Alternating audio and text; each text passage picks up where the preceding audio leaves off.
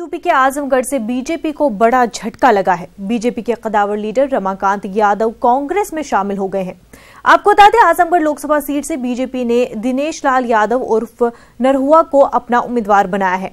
नरहुआ को उम्मीदवार बनाए जाने से रमाकांत नाराज थे। आजमगढ़ की इस सीट के ताल्लुक से खास बात यह भी है कि 2014 में मोदी लहर के बावजूद इस सीट पर मुलायम सिंह को कामयाबी मिली थी।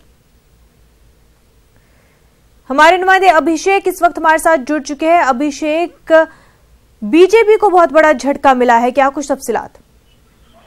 जी बिल्कुल, आपको बता दें कि कल सियासत से जुड़ी एक बड़ी खबर उस वक्त आई जब भाजपा के पूर्व सांसद रमाकांत यादव ने अपना पाला बदलते हुए कांग्रेस ज्वाइन कर लिया और साथ ही ऐसी अनुमान लगाई जा रही है कि उनको भदोही से भारतीय जनता पार्टी के जो पूर्व सांसद रह चुके हैं उनको कांग्रेस अपना प्रत्याशी बना सकती है।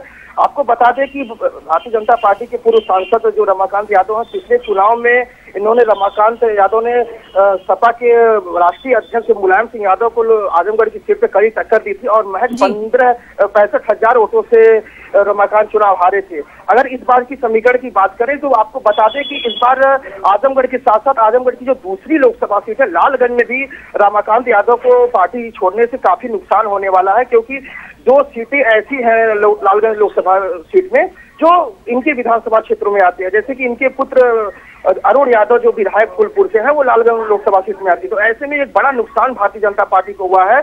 आजमगढ़ सीट पे तो हुई, लालगंज की सीट में भी बड़ा नुकसान हुआ है।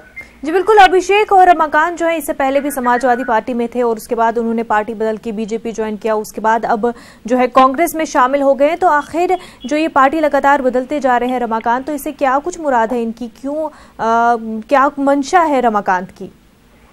जी देखिए, रमाकांत का ये कोई पहली बार ऐसा पार्टी बदलने का सिलसिला नहीं है। इसके पहले सपा, बसपा, भाजपा, अब चौथी बार इन्होंने पार्टी बदला है, अब कांग्रेस में शामिल हुए हैं। तो लगातार ये राजनीतिक में अपना स्वार्थ देखते हैं और जहाँ भी इनका सेटिंग सही बैठता है, जहाँ समीकरण इनका सही बैठता है, उस पाले में वो कूद पड़ते हैं।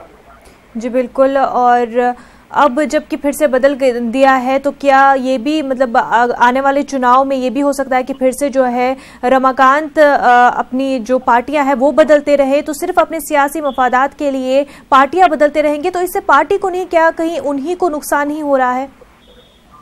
जी देखिए, आपको बता दें कि नुकसान तो हो रहा ही है, क्योंकि आजमगढ़ की अगर बात करें तो कांग्रेस पिछले कुछ 25-26 सालों में आजमगढ़ में कांग्रेस का अस्तित्व कोई नहीं रहा है, ना ही यहाँ कोई ऐसा नेता रहा है जो कांग्रेस को स्टैंड कर सके। हालांकि रमाकांत को पार्टी कांग्रेस में आने से कांग्रेस को जरूर कोई बड़ा संजीवनी मिल सकता है।